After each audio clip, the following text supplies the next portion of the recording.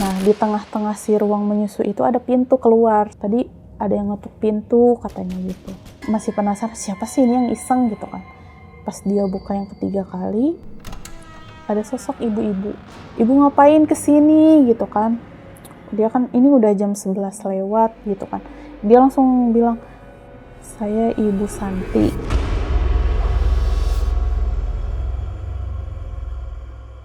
Mulailah maghrib tuh.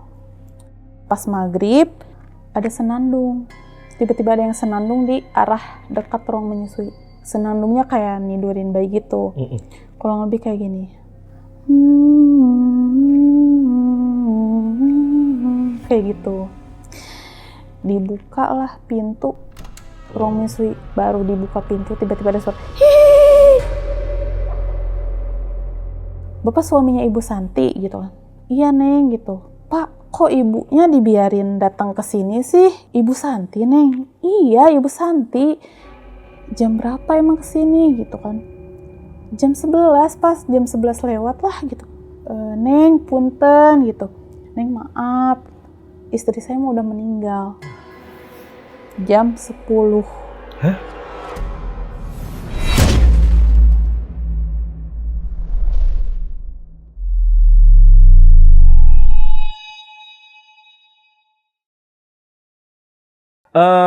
Biasanya kalau rumah sakit kan banyak kejadian horor itu ada di ruang jenazah ya. Tetapi kali ini berbeda guys. Justru kejadian-kejadian horor itu lebih banyak di ruangan bayi. Dan sekarang kita sudah mengundang salah satu saksi misteri, seorang bidan yang pernah bertugas di rumah sakit tersebut. Bahkan katanya juga ada salah satu sosok yang cukup terkenal di ruangan bayi ini. Nah, jadi kita langsung tanya-tanya aja lebih lengkap lagi. Sudah ada narasumbernya, namanya Kak Vika. Halo Kak Vika, apa kabar? Alhamdulillah baik. Baik ya, aku panggilnya Vika aja ya. Iya. Kak Vika ya. Iya. Oke, jadi Kak Vika ini adalah seorang bidan guys, dimana dia mau menceritakan tentang pengalaman kisah horornya pada saat bertugas di salah satu rumah sakit yang ada di Jawa Barat ya. Iya, betul. Dan rumah sakit ini justru terkenal horornya itu ada di ruangan bayi. Iya. Betul ya? Betul Bang. Nah, di rumah sakit itu emang terkenal paling horor tuh di ruangan bayinya. Bahkan di antara perawat yang ada di sana sampai punya julukan tersendiri buat sosok itu. Apa julukannya? Si Eneng. Si Eneng. Betul. Oke, berarti ini benar-benar sering muncul ini ya? Betul. Oke. Sering muncul. Kak Vika sendiri itu pernah ngeliat? Pernah. Bahkan teman-teman aku yang lain juga sama pernah ketemu sama sosok itu. Bahkan ada yang sampai kesurupan. Oke. Berarti memang sudah dikenal banyak nih ya. Betul. Sosok si Neng ini ya. Betul. Oke, buat teman-teman yang penasaran simak video sampai habis. Tapi sebelum itu seperti biasa kalau pengen jadi narasumber di Lentera Malam sama seperti Kak Vika, teman-teman bisa langsung aja DM ke Instagramnya Lentera Malam atau bisa juga hubungi nomor WhatsApp yang ada di bawah ini nih guys. Oke, sekali lagi buat pasukan Lentera Malam yang pengen tahu cerita lengkap dari Kak Vika, tonton video sampai habis dan tanpa basa-basi lagi, saksi misteri kita mulai.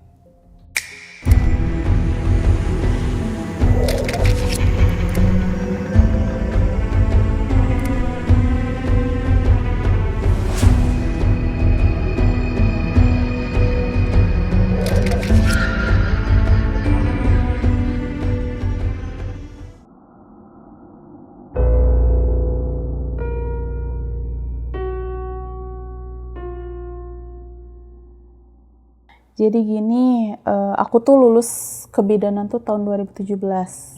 Ya, mulai perkuliahan tuh tahun 2014. Nah, awalnya aku tuh sama sekali nggak tertarik masuk ke dunia kesehatan. Apalagi jadi bidan gitu. Cuman karena dulu ada dorongan dari orang tua, terus jadi tantangan yang baru juga buat aku gitu. Nah, alasan aku kenapa nggak mau dulu tuh, karena aku tuh jujur aku pribadi kurang suka sama bau alkohol, bau obat-obatan, bau darah. Nah, biasanya aku suka langsung pusing tuh. Nah, cuman karena ada dorongan dari orang tua, ya udahlah jalani aja gitu. Waktu dulu pas kuliah itu pernah ngobrol nih sebelum papa aku meninggal. Nah, dia pernah bilang gini kurang lebih, Teh, kalau mau jadi bidan itu gak boleh kosong. Karena kamu pasti berhadapan sama ibu melahirkan, ibu hamil, dan bayi baru lahir, dan itu tuh wangi. Nah, dulu aku nggak terlalu ngegubris omongan dari papa aku. Cuman setelah menekuni profesi ini, kurang lebih sampai sekarang itu udah 12 tahun. Wow. Jadi, iya juga nih yang diomongin sama papa tuh. Nah, yang aku tulis di Terdits itu pengalaman aku waktu praktik klinik kebidanan di tahun 2016. Ya, jadi kan kalau kuliah kesehatan itu ada teori dan praktik. Nah, kebetulan waktu itu aku ditugaskan praktik di salah satu rumah sakit di Jawa Barat. Cuman di sini aku nggak bisa nyebutin kotanya. Nggak apa-apa, aman. Praktik di sana tuh kurang lebih 1,5 bulan tuh. Kampus aku ngirim 20 orang ke rumah sakit itu. Rumah sakit itu tuh jadi rumah sakit pertama di kota tersebut dan merupakan rumah sakit peninggalan Belanda. Yang berdirinya kurang lebih di tahun 1920-an. Tua banget. Tuh, iya, pasti kebayang kan? Dan sebenarnya aku tuh bukan kali pertama ke rumah sakit itu. Karena sebelum kuliah pun sering tuh ke rumah sakit itu. Nganter orang tua berobat, ngejenguk temen atau saudara gitu. Jadi aku udah gak asing sama suasana di rumah sakit itu.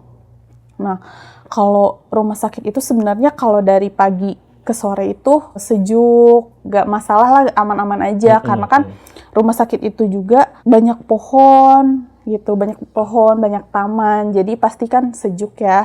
Cuman kalau udah malam, berbanding terbalik nih suasananya. Sepi, sunyi, dan nggak ada orang kecuali ya petugasnya. Kalau pagi kan ada keluarga pasien yang nunggu gitu di selasar-selasar ruang perawatan. Terus sebelum terjun ke lapangan tuh kita itu dikasih pembekalan. Nah, sama kakak tingkat yang pernah dinas di rumah sakit tersebut. Itu pembekalannya sih kayak tata tertib di rumah sakit itu, terus job desk kita di tiap-tiap ruangan. Nah, terakhir kakak tingkat tuh ngasih nasihat ke kita. Apa tuh? Nah, jadi katanya kalau di dinas di sana nggak boleh banyak bengong, fokus. Terus kalau kalian punya waktu sholat sebisa mungkin sholat.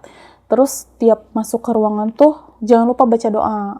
Nah, terus kalau ada hal yang janggal, nggak usah terlalu digubris, katanya gitu. Nah, dari situ juga sempat emang apa sih yang janggalnya gitu kan. Cuman ya udah, di hari pertama aku dinas di sana tuh aku kebagian di ruang nifas. Ruang nifas itu ruangan pasien setelah beres melahirkan dimasukin ke ruang nifas. Gitu.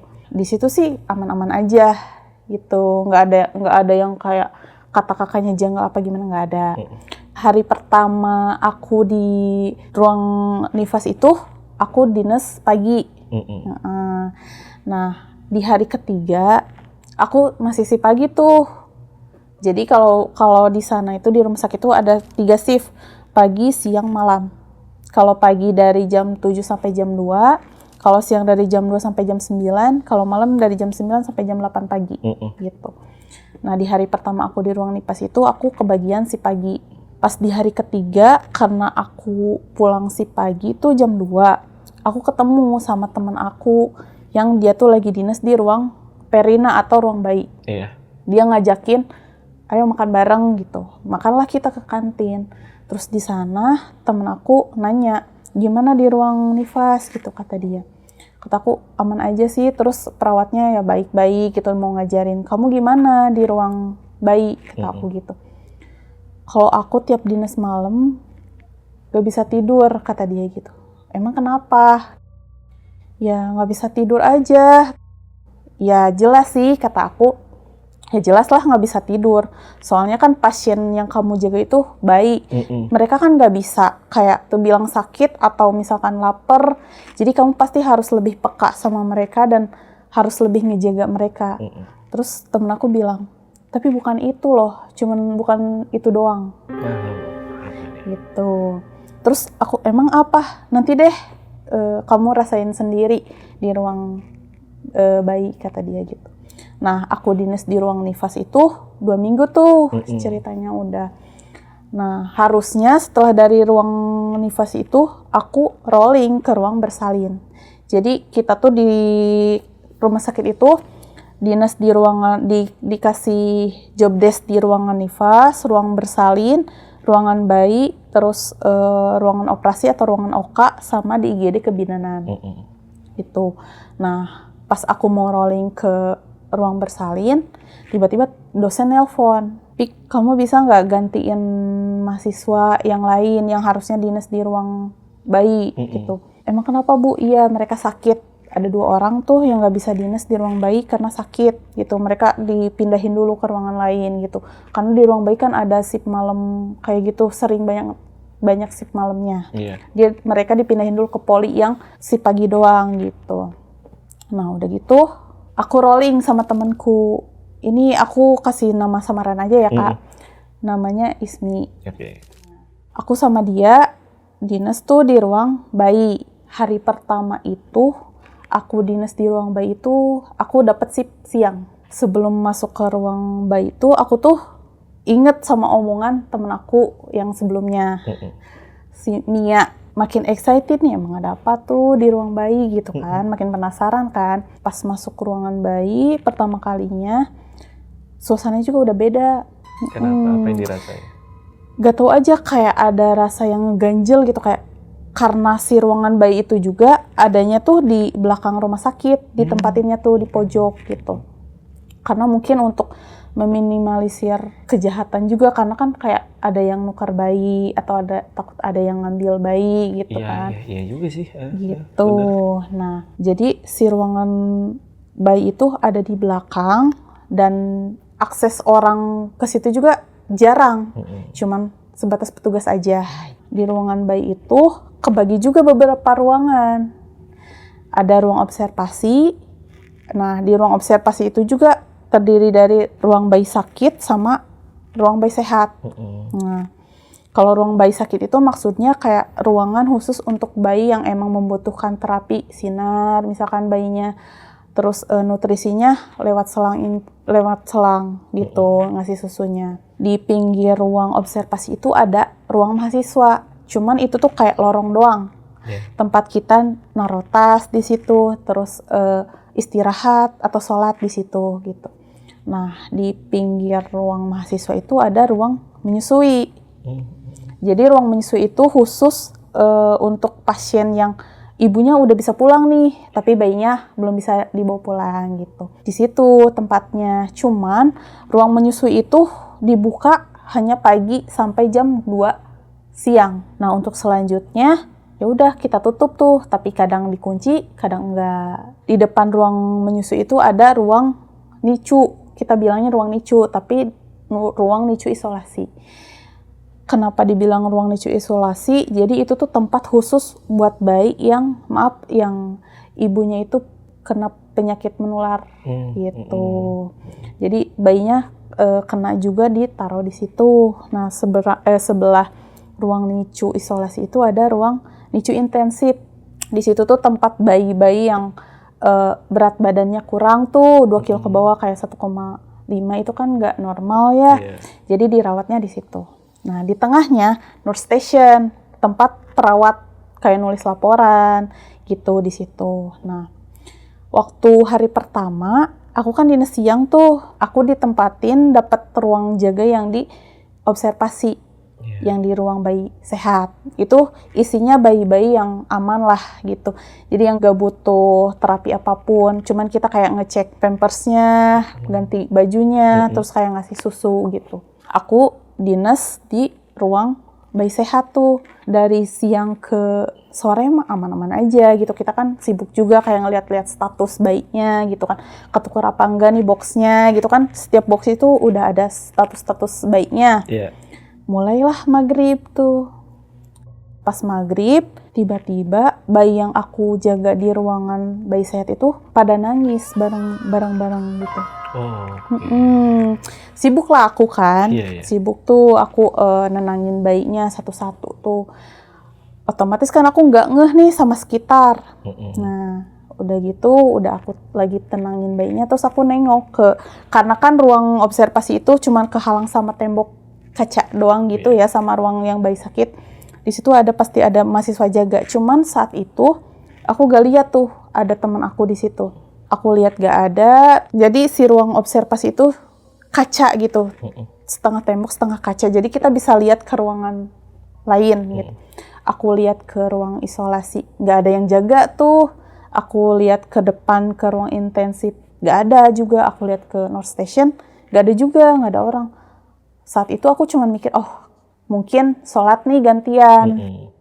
Udah gitu, pas aku lagi ngasih susu ke bayi yang lain, tiba-tiba wangi bunga. Aku kira waktu itu, ini siapa sih yang pakai parfum kok nyengat banget gitu kan. Gak lama dari situ, dari udah wangi bunga, ada senandung. Tiba-tiba ada yang senandung di arah dekat ruang menyusui.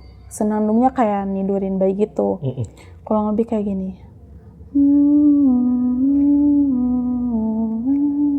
Kayak gitu. Itu merinding, masih merinding sih. Panjang itu. Gitulah, kurang lebih kayak gitu senandungnya.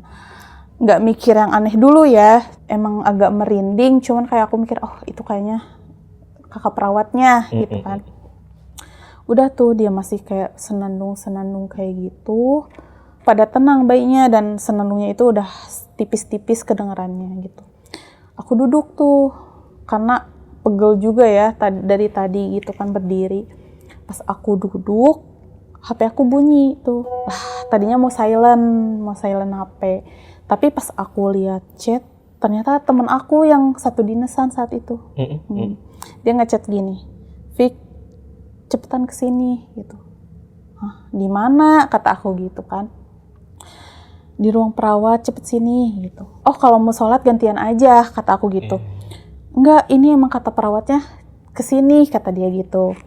Terus nggak enak sama kakak perawat, maksud aku ya yang aku dengar kirain kan kakak perawatnya. Nah duluan aja kalau mau sholat gitu, aku jaga di sini aja, takut kayak tadi bayinya nangis gitu, pada nangis. Temen aku nggak bales lagi, aku masukin tuh HP. Tiba-tiba tangan aku ditarik sambil diseret sama temen aku, cepetan sini aja gitu. Nah udahlah aku ke ruang perawat. Pas aku buka, pada di sini, kataku, pada ngumpul di sini ngapain lah gitu. Terus kakak perawatnya bilang, Dek, kamu nggak takut sendirian gitu? Maksud sendirian gitu? Enggak kok, tadi ada kakak perawatnya, kata aku gitu. Dek, yang dinas siang hari ini tuh cuman kita bertiga. Di situ ada 3 kakak perawatnya gitu, dan 4 mahasiswa termasuk kamu. Gitu. Oh gitu, kata aku. Terus kamu nggak dengar juga ada yang nyanyi biasanya, kata dia gitu. Dengar sih, cuman aku kira kakak gitu kan, kakak perawatnya. Ya makanya dari itu kenapa kakak suruh kamu kesini gitu kan. Terus jadi siapa? Udah nanti aja sholat, sekarang kita sholat, ngaji gitu, ngaji dulu bentar. Udahlah kita sholat gantian, terus ngaji itu aku juga masih kayak siapa sih yang tadi gitu kan. Kalau bukan kakak perawatnya berarti siapa? Nah udah tuh aku juga merinding tuh kayak mana wangi gitu kan, gak masuk akal sih itu siapa gitu kan. Udah gitu balik lagi nih kita ke ruang jaga masing-masing, cuman aku kayak masih penasaran. Aku tanya kakak perawatnya, Kak emangnya tadi siapa? Nanti aja, kamu kan besok dinas malam loh, kasihan kalau misalkan diomongin gitu kan dari sekarang. Besoknya aku dinas malam kan. Nah dinas malam itu kan dari jam 9 sampai jam 8 pagi. Biasa tuh kita kalau pas mulai mau dinas tuh kayak dibagi lah, kamu sekarang masuk ruangan mana gitu. Nah aku kebagian tetap di ruang observasi, cuman di bagian yang bayi sakit itu. Nah udahlah tuh, karena ruang observasi itu kan satu ruangan ya, jadi aku bisa ngobrol sama yang jaga di ruangan bayi sehat, karena kan kita cuma kehalang tembok doang. Jadi ada kayak pintu, cuman gak ada pintunya, jadi kita bisa ngobrol gitu. Kita lagi ngobrol, selesai kita ngelakuin tindakan yang kayak ngasih susu yang kayak gitu, kita ngobrol tuh. Jam berapa kata temen aku gitu. Jam 11, aku sambil lihat jam gitu. Jam 11, nggak kerasa ya gitu kan. Nah kita lagi ngobrol lagi, tiba-tiba temen aku yang dinas di ruang isolasi nangis. Kaget dong kita, yaudah kita samperin tuh dia. Nah udah gitu, dia tuh temen aku yang nangis itu posisinya dia duduk di bawah sambil nunduk gitu kan, kayak dia nangis. Pokoknya itu yang kita denger tuh suara dia tuh kayak sakit lah ya, sakit hati gitu, kayak bener-bener nangis sedih gitu. Aku tanya dong, kamu kenapa? Ada yang sakit? Apa? Kenapa? Gak jawab tuh dia, tetap nangis. Mungkin karena dengar kita ribut kan, kalau perawatnya itu di ruang perawat, kalau kita kan dinas di ruangan itu. Jadi kalau misalkan ada apa-apa ya kita panggil kakaknya. Nyamperin tuh salah seorang. Waktu itu kita dinasnya lagi sama 2 kakak perawat tuh. Mahasiswanya ya 4 gitu. Nyamperin tuh salah satu, ada apa deh gitu. Terus dia lihat temen aku ini teh gitu. Astagfirullahaladzim. Langsung dia balik lagi, mungkin manggil temennya. Pas kakak perawatnya balik ke ruang perawat, tiba-tiba temen aku berdiri, posisinya dia kayak ngisi rambut gini, kayak gitu kan. Nah dari situ kita baru sadar, ini ada yang gak beres nih. Terus katanya, ini kesurupan gitu kan, ini kesurupan. Astagfirullah, sadar gitu kan, digituin. Dia masuk ke ruang menyusui yang posisinya tuh lagi emang gelap. Oh tiba-tiba jalan gitu? Dia jalan, karena kan posisi dia jaga itu kan ada di ruang isolasi. Ini ruang menyusui, dia jalan ke sini. Itu posisinya lagi nggak dikunci waktu itu. Dia buka pintunya, ya itu jalan. Nah di dalam ruang menyusui itu ada sofa lah, cuman sofa doang, karena emang kan untuk duduk sambil menyusui aja kayak gitu. Nggak ada kasur atau apa, cuman sofa. Dia duduk, posisinya emang gelap kan, karena kan nggak lagi dipakai tuh. Jam operasinya itu sampai jam 2 doang, jam 2 siang. Dia duduk sambil kayak gini. Gitu. Astagfirullah, kita cuma kayak astagfirullah, sadar gitu. Ismi sadar gitu. Nah udah gitu, datang tuh perawat yang satu lagi. Dia ngomong pakai bahasa Sunda kayak gini nih. Nah sibet ngeganggu wae. Kan anak didinya geus dibikeun. Maksudnya kayak kenapa sih ngeganggu aja? Kan anak kamu udah dikasih gitu. Nah kata kakak yang satunya lagi, Neng babacaan gitu kan, Neng berdoa sebisa mungkin gitu. Udahlah kita baca ayat kursi tuh, waktu itu baca kayak gitu sambil sadar, Ismi sadar sambil lihat apa sih pandangannya kayak gini. Terus nggak lama dari situ kakak perawatnya nelpon, mungkin minta bantuan kan. Pingsan tuh temen aku gitu kan ke sopanya. Baru tuh kita udah kayaknya udah sadar tuh. Masuklah, baru kita berani masuk tuh. Sebelumnya kan kita cuman berkumpul di depan pintu doang tuh. Karena udah kayak gitu, masuklah semuanya. Nah, dinyalain lah lampu gitu. Nah, di ruangan itu juga kayak bau. Pertamanya sih wangi bunga. Tapi lama-kelamaan bau busuk tuh. Gitu. Kata kakak perawatnya, bawa Neng ke ruang perawat aja, bawa aja. Ini gimana teh gitu. Bawa aja dek, bawa aja ke ruang perawat. Nah udah tuh aku papah dia, aku nenangin dia tuh, dia belum sadar sepenuhnya. Terus setelah dia sadar, aku tanya, kamu kenapa gitu kan. Aku juga gak ngerti. Pertamanya dia bilang gitu, ya kamu kenapa, tadi tuh kamu kesurupan. Aku bilangin lah ya gitu. Kayaknya tadi aku ngerasain hal aneh, kata dia gitu. Hal aneh apa? Kata aku. Dia kan emang lagi dinas di ruang isolasi itu kan. Nah, di tengah-tengah si ruang menyusui itu ada pintu keluar. Sebenarnya itu tuh akses untuk pintu masuk pasien yang mau ke ruang menyusui. Nah, gitu. Tadi ada yang ngetuk pintu, katanya gitu.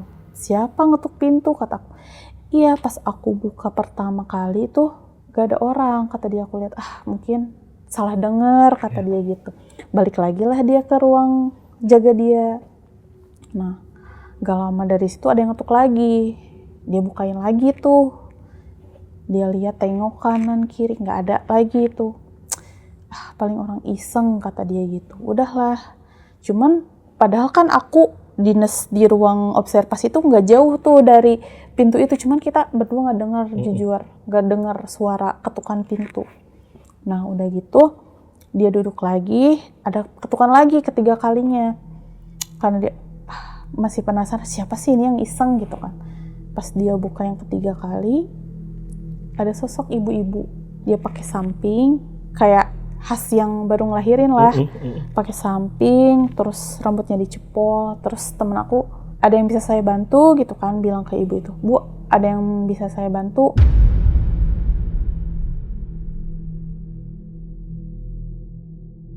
Diem tuh ibunya, ibu ngapain kesini gitu kan, dia kan ini udah jam 11 lewat gitu kan, ibu ngapain kesini, masih diem tuh.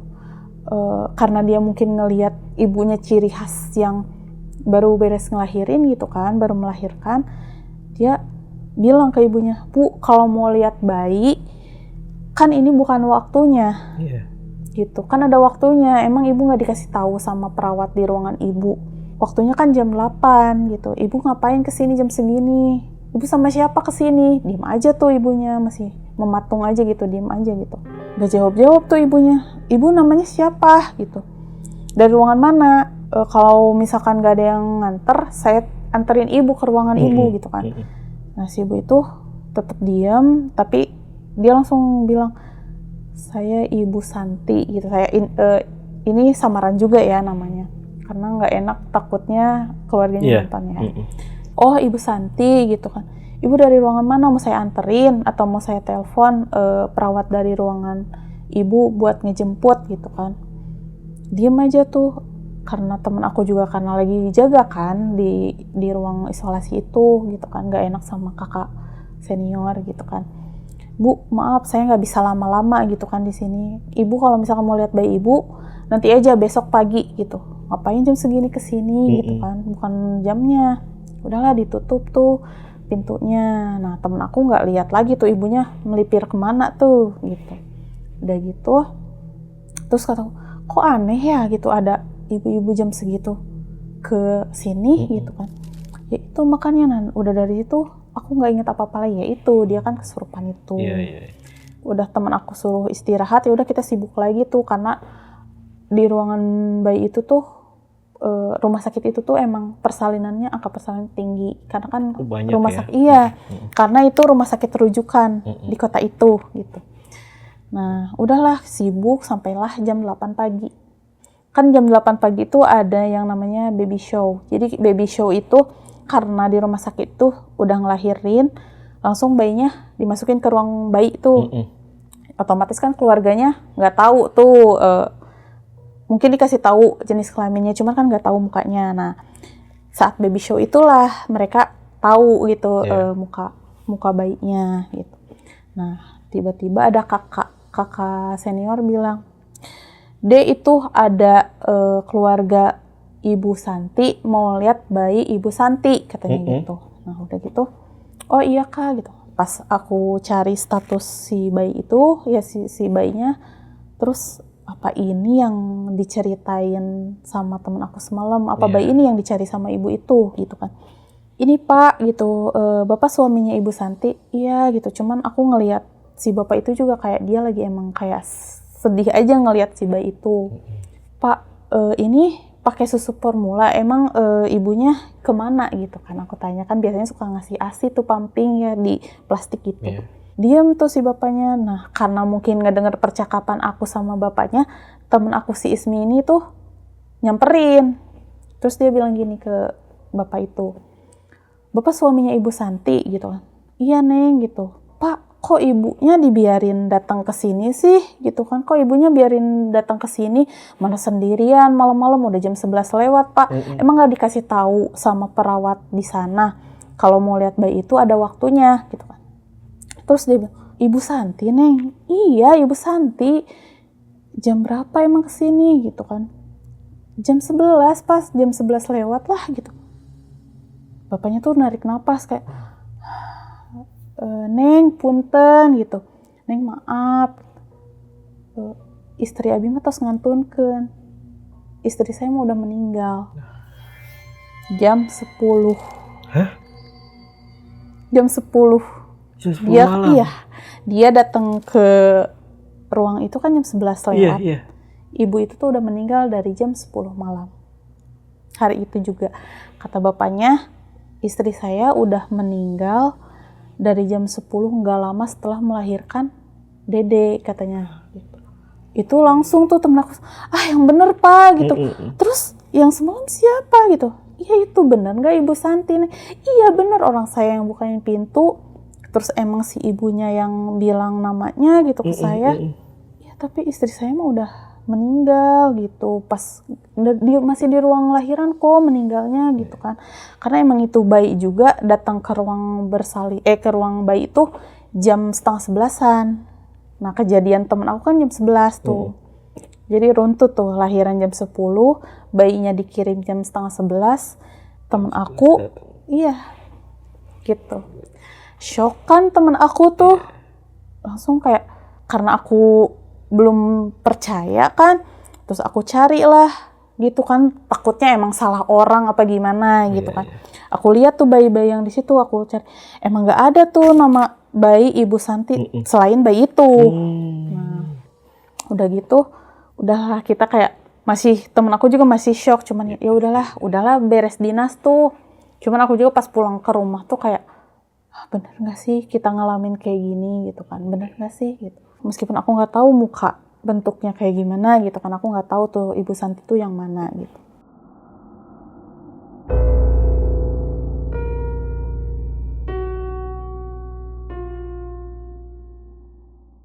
Harusnya aku tuh setelah dinas malam itu aku libur. Nah temen aku Ismi itu masih dinas malam. Cuman pas siangnya dia nelpon aku kayak, Pi kamu bisa nggak gantiin aku jaga malam ini? Aku tiba-tiba demam, berat badan aku, kata dia gitu.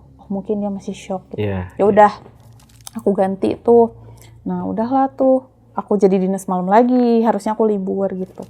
Di situ juga pas masuk, udah nggak enak gitu kan. Ya ampun, udah ngerasain 2 kali tuh berarti aku gitu kan. Dinas malam hari ketiga tuh kayak biasa kita masih ngobrol-ngobrol di Nurse Station tuh kalau misalkan pas baru datang tuh.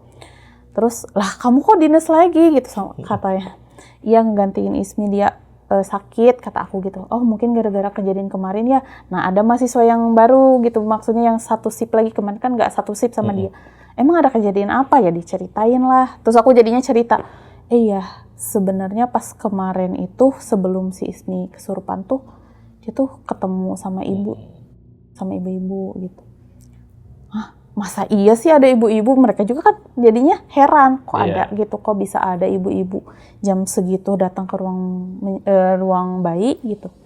Nah udah gitu, iya, dan tahu nggak pas paginya ada suaminya kataku terus bilang si ibu ini tuh udah meninggal ternyata gitu kan, udah meninggal di ruang bersalin. Aku juga kemarin tuh mau cross check ke teman aku, cuman nggak sempet kata aku gitu.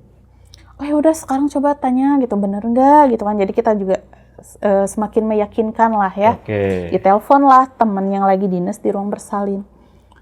Bener nggak ada Ibu Santi usianya sekian meninggal pendarahan gitu. Iya emang ada semalam. Kok kalian tahu katanya gitu. Langsung lah, wah gitu kan, ribut tuh kita gitu kan. Kok bisa gitu kan. Kedengar sama kakak perawatnya. Terus dia kayak, apa sih Neng gitu, apa Dek gitu. Udah biasa kata dia gitu. Makanya nanti kalau misalkan ada yang ngetuk pintu, kalau nggak kakak suruh gak usah dibuka gitu.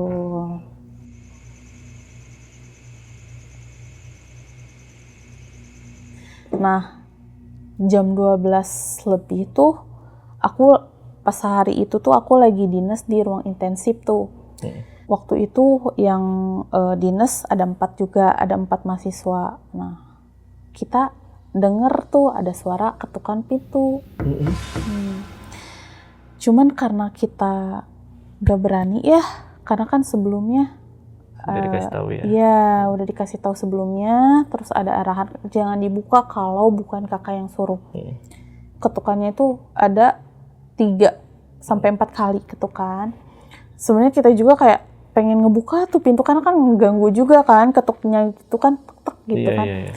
Setelah ketukan pintu itu kan masih ada bayi ibu S itu Ibu Santi, kan, Ibu Santi itu. Si bayinya itu kan dia di ruang observasi kan gitu. Dia tuh suka nangisnya tuh kayak kita tuh udah ganti pampers dia kan takutnya dia pipis kan. Biasanya kalau bayi nangis itu antara dia kelaparan, gak nyaman karena pampersnya penuh, atau enggak dia emang ada kembung gitu. Kita udah coba berbagai cara gitu kan, udah ganti pampersnya, ganti bajunya, mungkin dia kegerahan apa gimana gitu. Nah kita kasih susu, dia tetap nangis kayak gitu. Tapi dia juga nangisnya nggak yang terus-terusan ya, cuman di setengah sampai 1 jaman dia. Kita udah kayak digendong, di apa, cuman kayak anak itu tetap nangis gitu. Karena aku kasihan juga ya, maksudnya kayak aku juga udah tahu ibunya udah meninggal, aku gali lah lebih dalam status Ibu Santi itu. Nah, jadi Ibu Santi itu usianya 42 tahun. Oke, ini nyari datanya nih. Iya, betul. Nah, usia 42 tahun itu kan udah resiko tinggi kan ya untuk melahirkan. Nah, emang dan aku lihat itu Ibu Santi itu emang punya darah tinggi. Terus dia itu ternyata emang udah sakit hipertensi ya, atau darah tinggi itu emang udah lama. Nah, dan ternyata yang lebih bikin sedih lagi itu Ibu Santi itu udah 12 tahun dia tuh belum punya anak, dan itu anak pertama dia. Iya. Anaknya perempuan, itu tuh ya anak yang dia tunggu lah. Jadi makanya suaminya ya sedih lah ya. Sedih, kasihan gitu ngelihat dia tuh emang sepengen itu punya anak tapi dianya udah pergi gitu.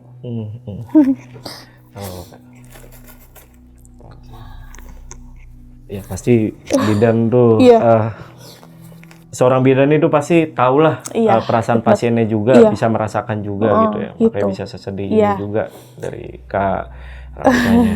Iya.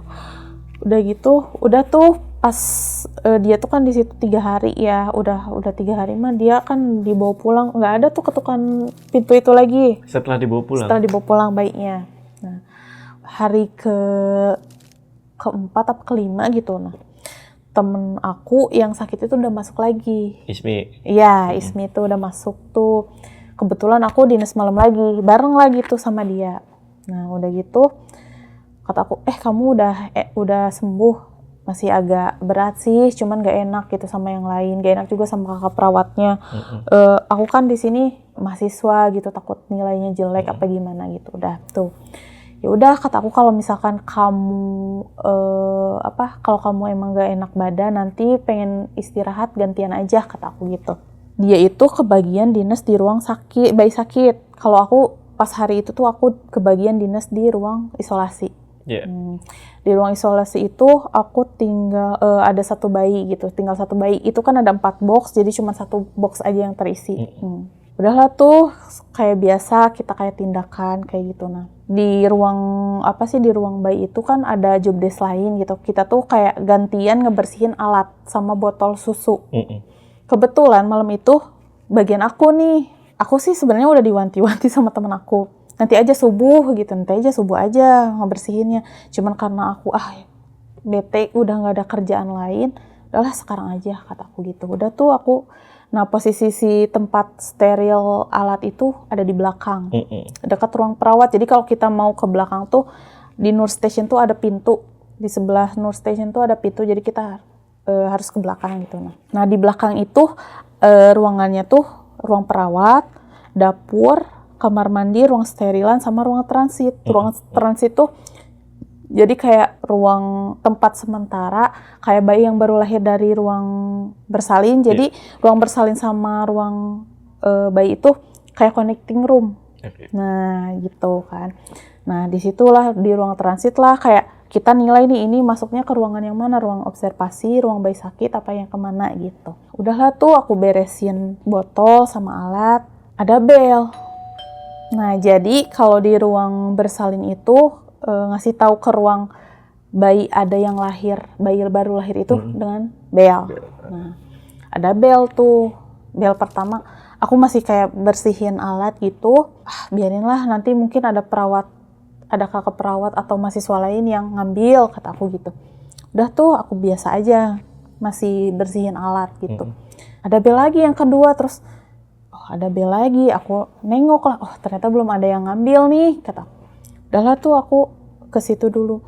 Kalau kita buka pintu ruang connecting room itu cuman ada kayak kasur pasien satu sama troli obat sama alat. Sama bel. Jadi kan kalau misal mau ngebel ke ruang bayi tuh cuman di kamar itu doang. Nah, aku buka, nggak ada. Kok nggak ada? Biasanya kalau misalkan emang ada bayi baru lahir tuh dibuka pintu, kakak bidan yang di ruang PK-nya itu ngasih Neng gitu kan langsung. Tapi pada saat itu pas aku buka pintu nggak ada siapa-siapa. Aku mungkin belum beres gitu. Aku tungguin dulu. Ya udahlah, belum beres gitu. Aku tutup lagi, balik lagi aku ke ruang alat tuh, nyuci lagi gitu kan, ngebersihin lagi. Ada bel lagi, ketiga tuh. Terus aku samperin lagi, pas aku buka, nggak ada orang. Kata aku, apa belum beres atau ada apa? Kata aku gitu kan. Aku tunggu lagi tuh, lumayan 5 menitan lah gitu. Nggak ada tuh. Ya udah, aku tutup lagi, aku balik lagi, ada bel lagi, keempat. Aku cari lagi ke situ, nggak ada. Karena aku penasaran, ini ngerjain apa gimana gitu kan. Aku samperin lah ke ruang bersalin, karena kan itu juga kamarnya itu, jadi kayak kamar gitu, ini pintu ke ruang bayi, ke sana ke ruang bersalin. Ya udah aku samperin lah ke sana, aku tengok kanan kiri, nggak ada siapa-siapa tuh. Lah ini maksudnya apa, kataku gitu kan. Ini ngerjain apa gimana gitu kan. Udahlah tuh aku tungguin, kok nggak ada juga gitu kan. Udahlah aku balik lagi lah. Nah pas aku lewat ke kasur itu ada bekas cairan ketuban sama darah. Berarti kan itu tandanya emang ada bayi yang baru lahir tuh. Cuman kan nggak ada.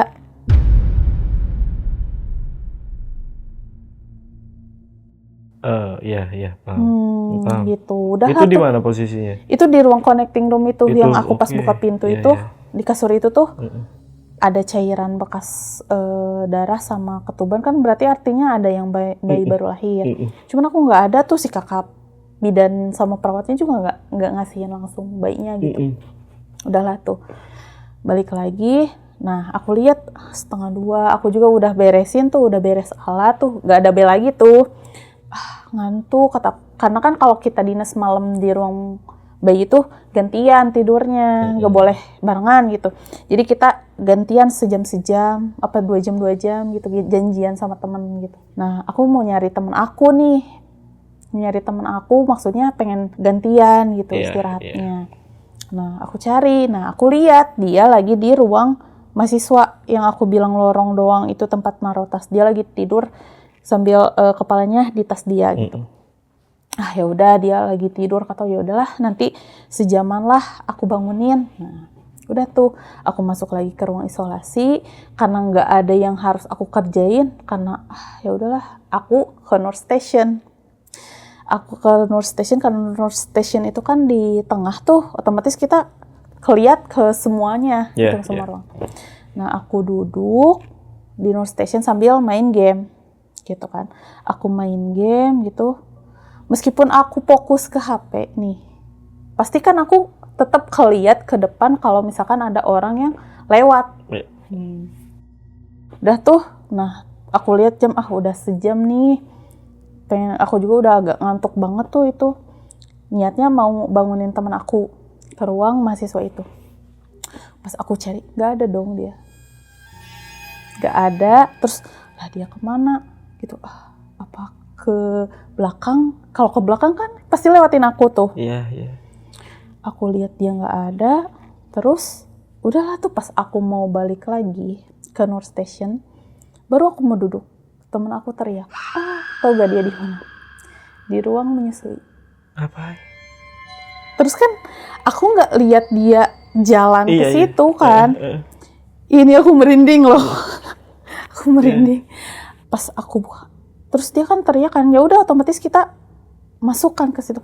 Kamu ngapain di sini? Kalian ngapain pindahin aku ke sini gitu. Siapa yang mindahin gitu kan? Siapa yang mindahin? Justru aku nyari kamu loh tadi. Niatnya aku mau gantian tidur gitu sama kamu. Terus aku juga dari tadi di North Station, aku ngeliat kamu jalan. Otomatis kan kalau logikanya ya, kalau dia mau ke ruangan menyusui dia kan bangun. Maksudnya, aku juga pasti lihat, kamu kemana? Pasti kan aku tanya dong. Aku juga nggak yang posisi yang lagi tidur, apalagi ngantuk banget gitu kan. Ribut kan kita, maksudnya udah gitu. Kakak perawatnya denger, ada apa lagi deh gitu kan. Ini, astagfirullahaladzim. Neng, nah sih nggak ganggu gue gitu. Neng kenapa? Ganggu aja gitu. Nah, yaudah kamu istirahat dulu aja. Terus kita jadinya, aku sama mahasiswa yang lain kayak, emang kamu lihat tadi dia jalan ke sini? Enggak, apa dia merangkak gitu. Jadi kita mikirnya, apa dia merangkak? Apa gimana? Karena kan aku nggak lihat gitu dia jalan ke sana. Udah jangan dibayangin gitu kan, serem banget gitu. Udah gitu. Nah, udahlah temen aku disuruh istirahat di ruang perawat di belakang tuh. Gak lama aku lagi duduk, tiba-tiba ventilator bunyi. Ventilator bayi itu bunyi. Berarti kan ada bayi gawat ya. Karena kita masih belajar tuh saat itu kita nggak boleh sembarangan megang pasien. Ya udah kita panggil tuh kakak perawatnya, kak gitu kan. Ada apa deh gitu. Ini kak ini. Oh udahlah tuh sibuk lah kita. Nah qadarullohnya emang si bayinya meninggal. Yang ventilator bunyi itu. Karena emang si bayi itu tuh berat badannya di bawah normal. Berat badan dia tuh 1,5. Ada penyakit tertentu juga? Iya. Dia ada penyakit jantung bawaan. Nah udah gitu meninggal, terus kakaknya sibuk kan dia laporan ke sana ke sini gitu. Pergilah mereka berdua tuh. Nah udah gitu berarti tinggal aku bertiga dong. Nah satu mahasiswa dipanggil tuh, Dek suruh ngambil apa gitu sama kakak perawatnya dia ke sana. Berarti tinggal berdua. Nah aku sama dia kayak, ya udah kita gantian kita bagi tugas gitu. Kamu jaga di sana, udah aku jaga bayi ini di sini gitu kan. Nah nelpon lah kakak perawatnya. Dek tolong rapihin gitu kan, kayak kan dia ketempel alat-alat gitu ya, cabut gitu kan oksigen apanya gitu. Ya udah kak gitu, kakak masih ada urusan di administrasi. Nah udah gitu udah tuh aku cabutin alatnya satu-satu. Aku mau bawa kain karena si ruangan ini tuh aku kalau mau bawa kain tuh pasti ngelewatin ruang menyusui kan. Itu ruang menyusui emang belum ditutup ya waktu itu kan, keburu repot tuh. Kan aku lewat tuh gini, kelihatan dari ujung mata aku ada sosok lagi duduk di sofa, posisinya dia lagi kayak megang bayi gitu. Terus aku kayak lihat gini doang, nggak berani tuh aku, tapi aku jelas banget ada sosok dia pakai samping gitu, kayak baju kain daster gitulah ya. Dia lagi kayak megang bayi, cuman aku nggak jelas tuh sosok mukanya kayak gimana karena kan gelap ya. Aku juga nggak yang ngeliat gitu, cuman keliat sama ujung mata aku gini.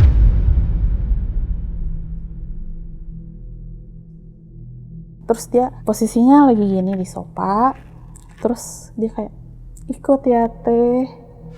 Dia ngomong. Iya ngomong. Terus aku kayak astagfirullahaladzim, aku baca-baca tuh di situ, nggak tahu kenapa kaki aku juga kayak berat tuh, nggak tahu karena emang sugesti apa gimana gitu kan.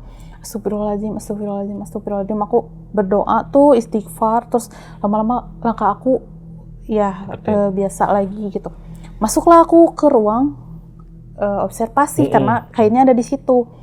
Nah si mahasiswa yang diam di situ nggak tahu kayaknya dia lagi ke belakang. Nah, aku ngambil kain itu kan posisinya ada di bawah gitu kan. Masih gemeteran tuh aku, kayak keringet dingin gitu kan. Aku shock banget.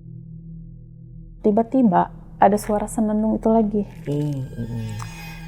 Kayaknya dia jalan-jalan di ruangan itu. Kenapa aku asumsiin gitu? Karena kayak dia masuk ke ruang isolasi, mengecil suaranya. Terus keluar membesar lagi. Aku kayak Astagfirullahaladzim, rasanya tuh saat itu pengen keluar dari ruangan itu, cuman karena profesional juga, karena kan di situ juga karena aku sendiri gitu, aku sendirian di situ, karena kan yang lain lagi pada sibuk tuh di luar gitu. Mahasiswa yang sama aku tadi berdua juga, dia lagi ke belakang lama banget lagi gitu. Udah gitu, astagfirullahaladzim, dia kayak jalan aja gitu, jalan tuh. Aku mau keluar takut ketemu gitu, terus karena profesional juga gitu, nggak mungkin ninggalin ruangan ini gitu kan, ruangan bayi.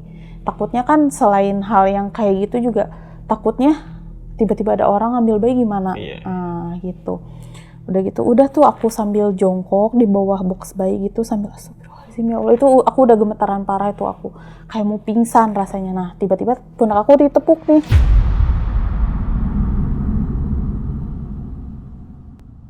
Kakak perawat untungnya gitu.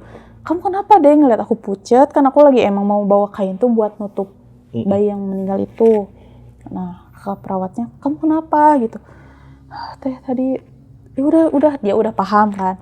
Udah sini, itu bayinya belum, nggak apa-apa sama kakak yang lain gitu. Udah tuh diambil kainnya, udah kamu sini aja, aku dibawa ke North Station tuh. Terus di ini, ya ampun, kata gitu, capek banget gitu kata kakaknya. Si Neng tuh suka ngeganggu gitu kan. Ya mending kalau misalkan kita lagi nggak sibuk gitu kan. Oke lah gitu. Ini mah kalau lagi sibuk, udah mah capek ngurusin pasien katanya, masih tetap diganggu. Si Neng tuh siapa? Aku kan jadi kayak itu tuh kayak ya itu sosok beliau. Nah dari kapan emang di sini? Dari dulu juga udah ada kata kakaknya itu. Karena kakak juga dari yang pas masuk ke ruangan bayi juga udah ada tuh sosok si Neng ini. Ya dia tuh emang jahil, emang usil gitu. Kamu inget gak pas hari pertama kamu kesini yang senandung kayak gitu, itu tuh udah sering.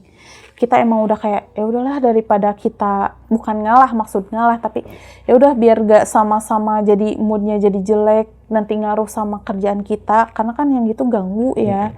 Udahlah, kayak kalau maghrib kita udah paham nih, udah kayak ada wangi bunga nih set gitu. Kalau emang kita lagi nggak terlalu sibuk ya udah kita tinggalin dulu ruangan ini, pindah dulu ke belakang gitu. Ya udah biarin dia dulu eksis lah. Nah cuman ya kalau misalkan kita lagi banyak pasien juga ya bingung kita ya, ini ngurusin ini gitu kan. Terus di ruangan ini juga Dek, bukan cuman si Neng gitu, kadang suka ada yang menyerupai sosok kita. Ada yang menyerupai sosok mahasiswa juga. Oh gitu Kak, iya. Cuman ya udah karena kita mah udah biasa ya. Cuman ya nggak tahu kenapa pas tim kalian tuh benar-benar diganggunya tuh seintens itu gitu. Yang lain juga sama ada gangguan kayak gitu. Nah udahlah tuh kita nggak tidur lah sampai pagi karena kan sibuk juga tuh.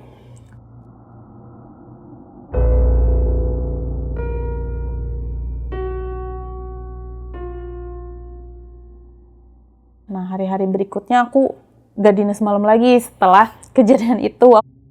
Aku kan langsung laporan kan, ya ada yang laporan lah ke dosen gitu. Ya udah dia dinas pagi siang gitu. Jadinya terus kan ada temen aku juga kan utang dinas lah ya ke aku yang dinas malam. Sampailah kalau pagi sama dinas siang tuh nggak yang gangguan kayak gini enggak. Nah sampailah hari terakhir dinas di ruang itu. Nah, kebetulan juga aku dapat dinas malam. Balik lagi dong ya. Iya. Nah, udah gitu pas lagi di North Station, kita kan kalau baru masuk ke ruangan tuh kayak masih ngobrol di situ. Kayak pembagian juga di ruangan mana. Nah, udah gitu dinas malam nih, kata salah satu teman aku, dinas malam nih hari terakhir, ada apa lagi ya? Kamu jangan ngomong sembarangan, kata aku, berdoa aja semoga aman sampai pagi, kata aku gitu. Udah lah tuh, aku terakhir tuh kebagian di ruang intensif yang di sebelah North Station tuh, dekat North Station. Di situ. Kayak biasa lah ya, kalau misalkan malam tuh suka lapar kan ya. Nah, kita juga nggak boleh bawa makanan ke ruang, nggak. Karena kita juga makannya di belakang, di ruang perawat gitu. Nah, kakak perawatnya ngajakin temen aku, antar deh ke depan gitu beli makan. Udahlah tuh pergi kan mereka berdua. Waktu itu dinas terakhir tuh 2 kakak senior dan 4 mahasiswa. 4 mahasiswa. Nah, banyak tuh. Dan mahasiswa itu juga 2 dari kampus aku, 2 dari kampus lain gitu ya. Temen aku ikut dong sama kakak seniornya 1, sisalah kita bertiga sama kakak seniornya 1. Nah udah tuh dibagi, aku kebagian di ruang intensif, ada 1 mahasiswa yang dari kampus lain, Alia lah ya namanya, di ruang observasi, yang satunya di ruang isolasi gitu. Nah tiba-tiba tuh si Alia tuh teriak, ini bayi kemana? 1 tuh di box, ini bayi kemana gitu. Terus ada apa gitu kan? Ini kak, bayinya nggak ada, kata dia gitu. Yang bener coba cek lagi gitu kan, cek lagi. Mungkin itu statusnya masih di situ, bayinya udah pulang, kamu nggak tahu kali. Ya yang bener kan, namanya bayi hilang kan kita kan takut tuh.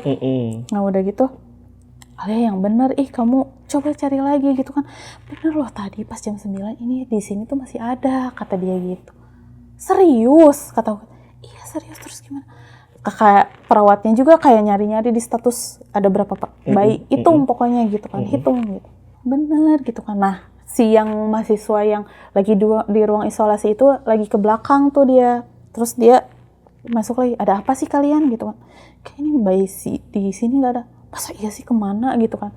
Masuklah dia ke ruang, ini gitu, ini bayi siapa gitu kan, karena di ruang isolasi itu cuma ada 1 bayi doang. Itu kan ada 4 box kan, kata aku waktu itu. Itu si bayi yang dicari sama Alia itu ada di ruang isolasi. Di salah satu box betul, juga. Betul. Nah, kenapa bisa ada di situ? Dimarahin lah maksudnya gitu. Kenapa kalian teledor gitu kan? Enggak kak, sumpah tadi aku masih lihat ada di sini. Cuman aku tinggalin dulu sebentar ke belakangnya nyuci botol. Pas aku balik lagi, kata Alia, gak ada bayinya gitu.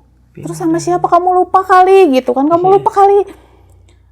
Nggak tahu, ya udah gitu kan, udah yang penting ada gitu bayinya, udahlah tuh. Nah terus kakak perawatnya dapat telepon dari ruang operasi, ada ibu yang baru SC ambil bayinya ke sini gitu. Si Alia sama satunya itu disuruh ke sana, berarti kan di ruangan tinggal aku sama kakak perawatnya tuh. Udah tuh, udah gitu karena temen aku kan masih lagi di depan tuh sama kakaknya. Nah aku duduk karena udah selesai ngerjain semua kerjaan aku. Pas aku duduk, aku lihat ada orang yang jalan tuh. Dia udah balik nih. Kenapa aku asumsiin itu teman aku karena baju dinasnya sama. Sama kayak yang aku pakai, karena kan tiap kampus tuh beda-beda baju dinasnya. Nah, dia pakai baju yang sama kayak aku. Dia udah balik, kata aku gitu. Udahlah tuh, aku megang HP lagi gitu kan. Tiba-tiba ada chat dari dia.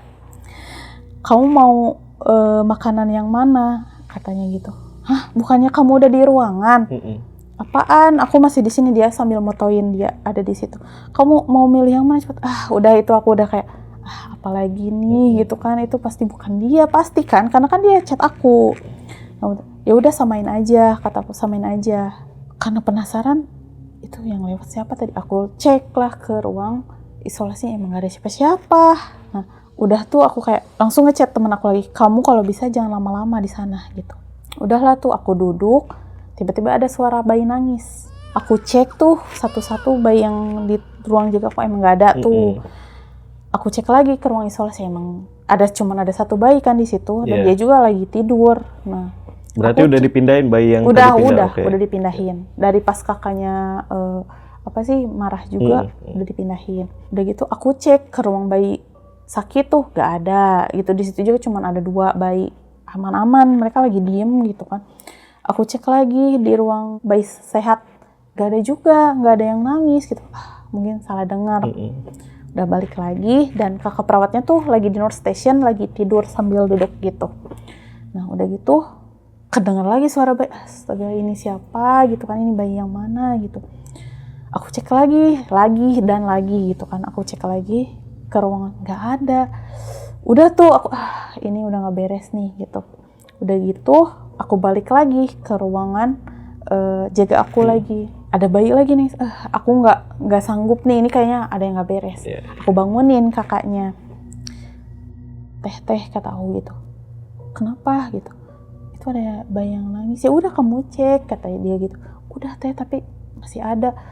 Ayo ceknya sama teteh, aku kan takut gitu. Dicek tuh bareng sama dia, gak ada deh gitu kan. Udah kamu cek, udah kamu kasih susu, semuanya udah gitu kan. Udah gitu gak ada, mungkin di ruang sebelah karena kan kita sebelahan sama ruang bersalin, di ruang sebelah kali gitu. Oh ya udah, pas tetehnya baru bilang di ruang sebelah kali, ada lagi bayi nangis. Tahu gak di mana itu nangis? Di ruang menyusui lagi. Karena tetehnya mungkin kesel gitu kan, ganggu gitu. Dibuka lah pintu ruang menyusui, baru dibuka pintu tiba-tiba ada suara gitu. Terus kayak astagfirullahaladzim, ditutup lagi tuh ruang itu apa sih si pintunya kan. Tiba-tiba ruang di belakang tuh kan ada dapur ya, ada barang jatuh gitu gitu kan. Astagfirullahaladzim, masih ngeganggu gitu. Kenapa sih Neng ngeganggu mulu gitu kan? Mau say goodbye kali sama kalian, kata si tetehnya gitu kan. Nah udah gitu, tiba-tiba pintu yang dekat ruang nurse station itu kan, tadi kakak yang sama teman aku tuh lewat situ. Diketuk, digedor-gedor. Buka gitu. Oh itu mah temen aku gitu. Lah dibuka lah sama kita. Lah siapa yang ngunci gitu kan? Kan kalian, kuncinya juga ada di kalian. Terus udah masuk dulu gitu. Ada apa? Dia ngelihat kita pucet, kita ngelihat dia juga sama paniknya gitu. Ada apa? Ditanya ada apa? Itu di situ di dekat kan, di depan ruang bayi itu kan ada pohon. Ada kunti, kata dia ada kuntilanak ketawa. Nah udah tuh, ya udah gitu kan. Nah si 2 mahasiswa itu juga kan lagi disuruh ngambil bayi kan. Mereka juga lari terbirit-birit masuk tuh. Kalian kenapa? Teh dari tadi dari belokan ruang rawat, kata dia, dari ruang anu kita diketawain sama dia, juga diketawain sama kuntilanak. Oke. Iya, tiga-tiganya tuh jadi kita ya udah mungkin ini terakhiran kali gitu kan. Udah gitu karena kan itu hari terakhir kita di situ. Udahlah tuh kita sibuk lah sampai pagi. Udahlah biarin aja gitu kan. Paginya sih udah gak ada gangguan apa-apa lagi. Nah udah tuh jam 8 kita kan udah selesai dinas tuh. Sebelum selesai dinas, kakak perawatnya bilang, Neng kalau mau pulang sini kita ngumpul dulu gitu. Dikumpulin lah kita di ruang perawat tuh gitu. Udah masuk gantian tuh jaga kan, udah ada yang jaga di sana, nggak kosong. Nah udah gitu maaf ya gitu kan, cuman kayak perpisahan aja gitu. Maaf ya kalau selama ini kita kurang maksimal gitu sama kalian ngajarinnya. Seperti kalian tahu pas kalian dinas di sini tuh banyak hal yang nggak keduga, katanya gitu kan. Iya nggak apa-apa gitu kan, kita juga ngerti. Iya kita juga sebenarnya capek ya kayak digangguin sama hal yang nggak bisa kita lihat gitu. Cuman ya gimana, namanya juga udah profesional kerja gitu kan. Jadi ya udahlah, kan kita pasti hidup berdampingan dengan hal yang kayak gitu, katanya. Udah masing-masing aja. Cuman di sini teteh nitip, katanya gitu, kalian simpen cerita ini di tim kalian aja. Jangan sampai tim yang selanjutnya datang ke sini, kalian jangan sampai cerita apapun. Biar mereka aja yang ngerasain gitu. Kayak uji nyali ya. Iya. Nah udah gitu tiba-tiba kita dikasih air tuh, nih kalian minum ini aja gitu, dikasih air. Nah kalau bisa sebelum kalian ninggalin ruangan ini, kalian sholat duha dulu di sini gitu. Udah tuh. Nah setelah itu kan udah tuh selesai semua rangkaian praktik kita di rumah sakit itu. Nah kita tuh kayak tahu nggak di ruang bayi, jadi kita cerita gitu. Nah di situ mah serem banget gitu kan, daripada ruangan lain. Cerita akhirnya, iya tahu. Iya, jadi kan memvalidasi kalau ruangan bayi itu emang paling serem di rumah sakit itu dibanding ruang jenazah. Karena malah ruang jenazah itu adanya di depan rumah sakit. Yang dekat ini kan IGD, ini ruang jenazah. Jadi kalau di IGD kan suka banyak orang tuh, jadi malah nggak serem tuh, cuman biasa aja. Malah ruang itu karena di pojok di belakang dan nggak ada akses kemana-mana lagi, cuman itu udah di situ. Jadi ini ruang bersalin, ini ruang bayi gitu. Kesana nggak ada akses, ke belakang tuh ada taman, ada pohon gitu, kayak gitu. Nah udah selesai dari situ, aku masih keep kontak sama sama suami dari Oh Ibu iya? Santi. Iya, Almarhumah. betul. Karena aku Gitu. ada kayak semacam ada apa ya, ada feel kayak gini, kasihan juga karena aku pas ngedengar ceritanya pas itu juga kan bapaknya juga nangis gitu ya, kayak ibu gitu kan, kenapa pas Iya, pas paham. waktu ibu emang lagi itu kan suami keduanya, jadi dari suami sebelumnya dia lama tuh nggak punya anak. Itu dari situ baru dapat tuh. Ini padahal yang ibu tunggu gitu. Kenapa ibu malah ninggalin? Nah itu aku masih keep kontak sama bapak itu setahunan lah sampai aku lulus. Oke, anaknya Sehat sih alhamdulillah. sehat ya? Sehat. Nggak ada Nggak kenapa-napa ada. ya? Nggak ada. Anaknya perempuan cantik. Perempuan. Betul. Semoga sehat ya. Sehat. Oke. Nah kan aku ngelihat ya, Kak Rafika itu kan benar-benar emosional ya ketika menceritakan bayi dari almarhumah Betul. Bu Santi ya. Betul. Masih inget gak momen apa nih yang paling diinget gitu dengan selain momen horor ya dengan Iya. sang Itu bayi? pas aku lihat statusnya tuh. Iya ya. Iya, pas aku lihat datanya. Ngenes gitu ya. Iya, gitu kayak udah ditunggu tapi Iya sih. dianya nggak ada gitu. Padahal itu dia benar-benar itu anak pertama dia di usia 42 tahun lo bayangin gitu. Itu anak pertama dia yang dia emang tunggu 12 tahun tapi dianya tuh meninggal gitu kan. Dan yang disayangkannya itu telat penanganan sebenarnya itu.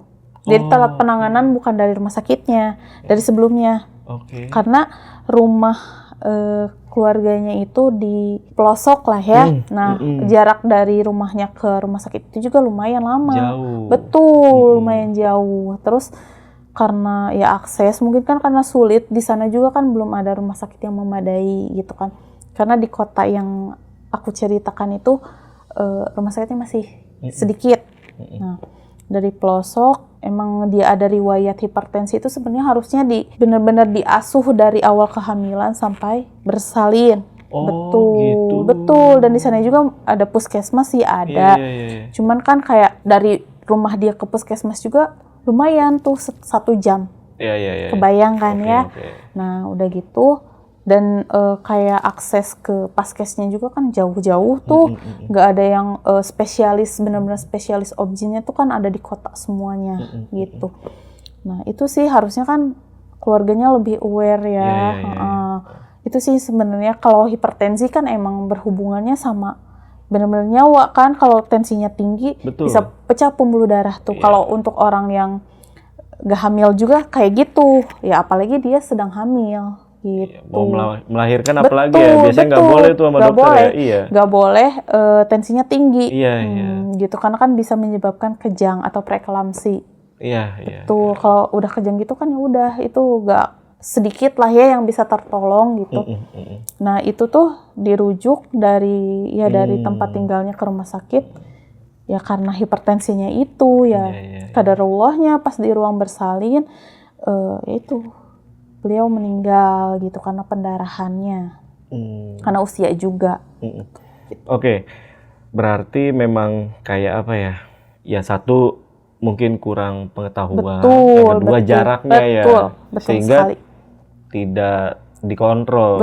Almarhumah ya.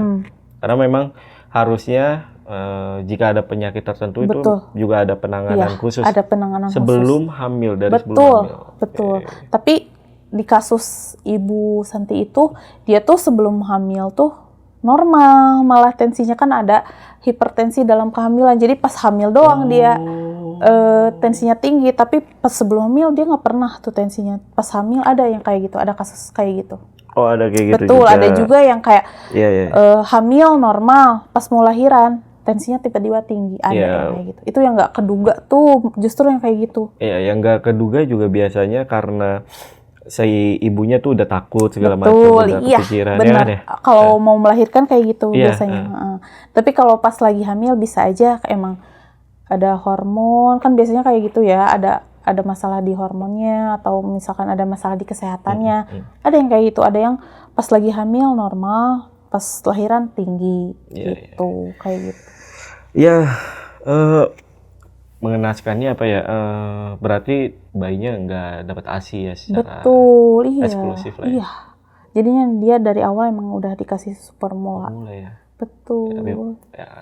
Semoga sehat terus lah ya. Iya, karena dulu juga kan tahun 2016 itu emang terbatas. Kalau sekarang sih alhamdulillahnya untuk di tempat Bapak itu udah ada rumah sakit.